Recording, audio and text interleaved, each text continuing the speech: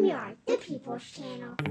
Cross, Robbie, oh, he met it so well. And Whitmore! Theodore Whitmore. Absent without leave, this is Whitmore. Paul and Gale both available, it's still Whitmore. And it's now 2-0. Respect once more football from Yard Massive as we review the Reggae Boyz' disappointing 3-0 loss to Panama in the National Stadium. It was one of the worst performances in the National Stadium in quite some time. In addition to looking lost tactically and poor technically, many of the players didn't display the type of effort and fight that you would expect from a team trying to qualify for the World Cup. Anticipation was high among local fans, particularly given the addition of 8 UK-based players who were unavailable for the first round game against Mexico. An additional 3 players, Amari Bell, Kevin Stewart and Jamal Lowe, were also selected for the squad, but didn't make it to Jamaica for a variety of reasons. As for the starting lineup on the day, goalkeeper Andre Blake was one of 3 players from the Mexico game to retain his place. Liam Moore and Ethan Pinnock occupied the central defence, with Kemar Taxi-Lawrence at left back and Wes Harding making his debut at right back. Ravel Morrison and Daniel Johnson were in charge of the middle of the park, while Bobby Reid was on the left and Corey Burke on the right. The much anticipated debutants, forwards Kemar Roof from Rangers and Michael Antonio from West Ham, led the attack. Despite appearing strong on paper, the first half performance was one of the weakest displays in Jamaica over the past 3 decades, with Panama leading 2-0 at the halftime whistle. A disjointed performance was certainly understandable given the last-minute assembly of players. However, the most disappointing aspect of the display was the lack of urgency. Despite the poor showing in the first half, Jamaica should have been on the score sheet, with Kemar Roof missing the target after failing to convert an opportunity just inside the box. Panama then opened the scoring in the 14th minute. A sloppy turnover allowed Andres Andrade to push forward, and he unleashed a shot past a backpedaling defender and goalkeeper Andre Blake. Panama went up 2-0 as Rolanda Blackburn was able to slip between Liam Moore and Ethan Pinnock and head across into the back of the net. At halftime, the ineffective duo of Bobby Reid and Ravel Morrison were removed and replaced with Junior Flemings and Devon Speedy Williams. The team looked better with the adjustments and displayed more urgency. However, there simply wasn't enough quality in the final third. Panama put the last nail in the coffin in the 82nd minute as Cecilia Waterman got through on goal after an uncoordinated attempt at an offside trap. Waterman then easily placed the ball past Andre Blake and a desperate Albus Paul. All in all, it was a poor showing from the majority of the players. Some seemed to struggle with the tactics being employed. Some appeared overmatched by the opposition, while others seemed overwhelmed by the conditions. Goalkeeper Andre Blake had a rough day, with 3 goals going into the back of his net. Blake didn't do anything wrong on the 3 goals, and otherwise showed his usual safe hands. In the first half, Panama kept Blake busy, as it seemed that they could get into our defensive third at will. But after the halftime adjustments, Blake's activity diminished significantly. His distribution was mixed. His long kicks, which tend to be the weakest part of his game, had some room for improvement. Blake gets a 6.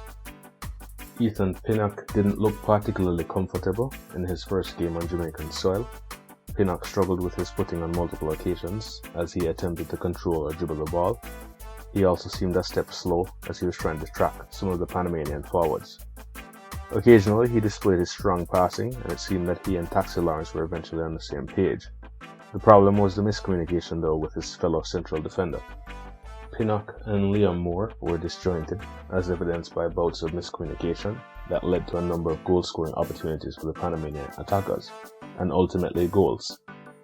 Based on the small sample size of Pinnock and Moore playing together, plus the fact that Damian Lowe will be available going forward, Jamaica may be best served with going with a 3-man backline once Pinnock is involved.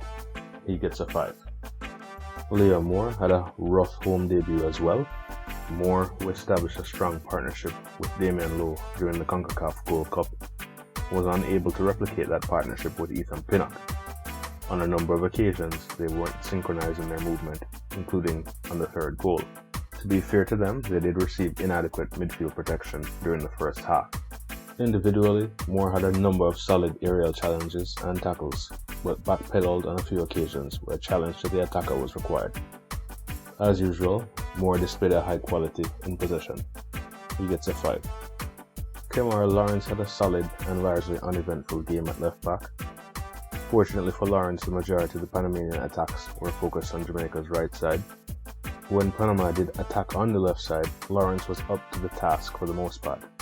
Lawrence and Pinnock appeared to have a good understanding, defensively and in possession. On the attacking side, Lawrence probably could have done a bit more to join the attack. Lawrence gets a 6. Wes Harding struggled during the game, particularly in the second half.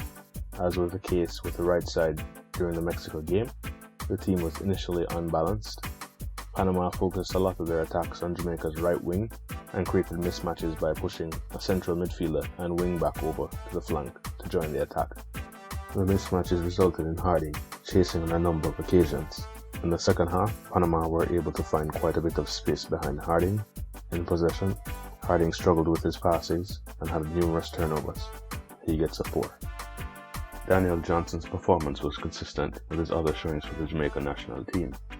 A slow start, followed by increased tempo in the second half.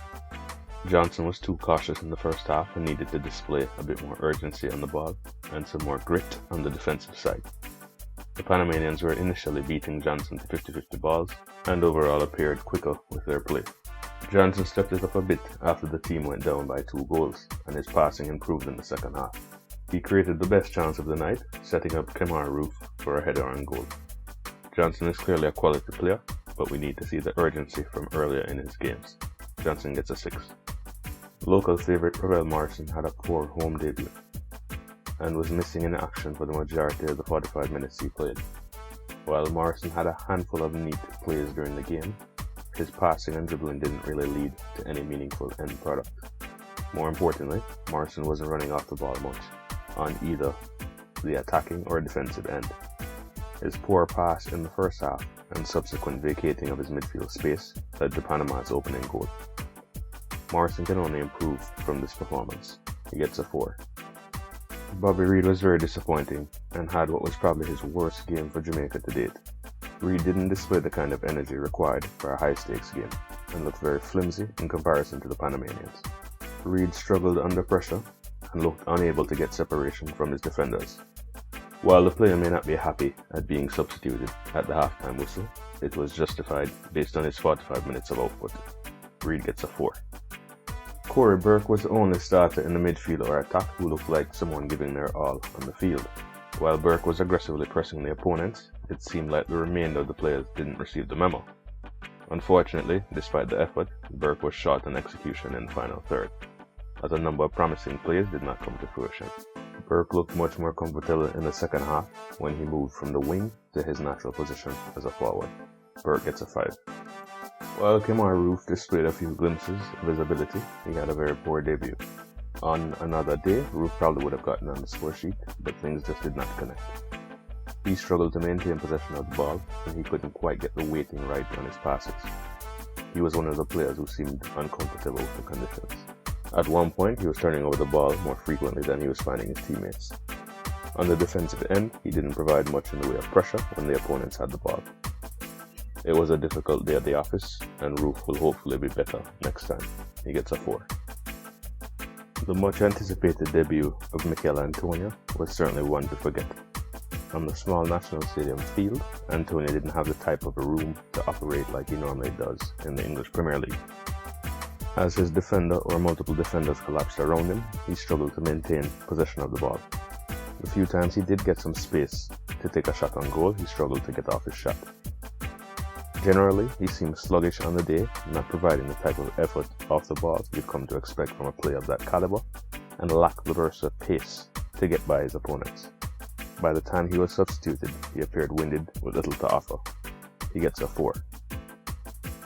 Devon Speedy Williams came onto the field for Ravel Morrison at halftime, and the addition immediately provided more stability to the team. While Speedy didn't have an outstanding game from an individual perspective, he provided structural integrity to the team, anchoring the midfield and shielding the central defense, things that were missing in the first half. Speedy gets a 6. The other halftime change was Junior Flemings, who entered the field for Bobby Reed. Flemings provided pace and energy up and down the flank and a more direct attack at goal. While this was certainly a boost compared to the first half efforts, his final ball wasn't quite up to par. He probably should have earned a penalty late in the game, however, the referee thought otherwise. Flemings gets a 5.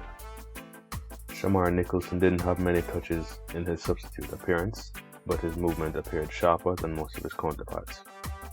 He was able to unleash a hard shot on goal from a tight angle that forced a save from the Panamanian goalkeeper. It is evident that when Nicholson is on the field, his size automatically creates mismatches. Looking forward, the team will hope this advantage leads to goals in Costa Rica. Nicholson gets a 5. Albus Powell came onto the field for a second half cameo and had a much stronger performance than his prior showing in the game against Mexico.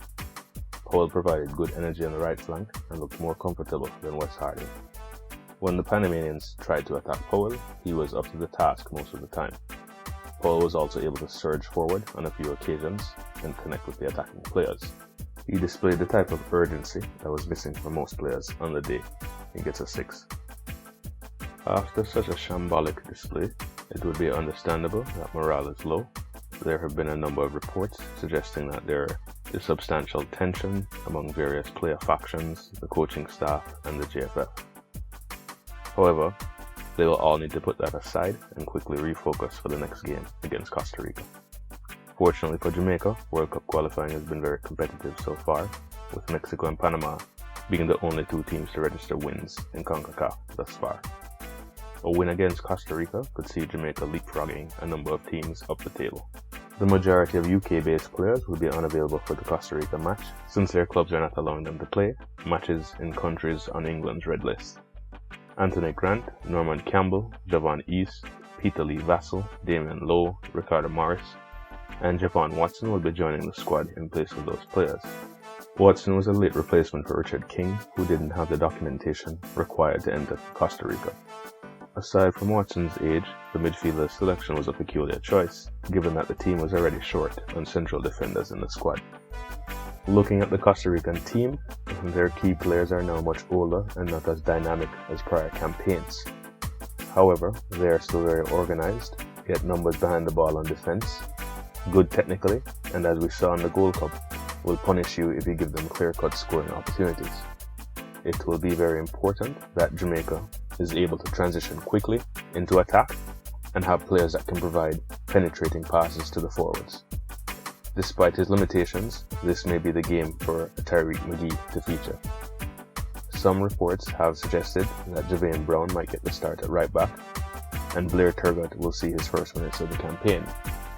However, we will see if with his job potentially on the line, Coach Whitmore sticks with players he has primarily trusted to date. Coach Whitmore has a habit of playing players out of their natural position, and so far it has led to disjointed performances. Either the unorthodox approach will have to start producing results, or another approach is required. Absent improvement, something or someone will likely have to change going forward. Respect as always, and linkage again next time.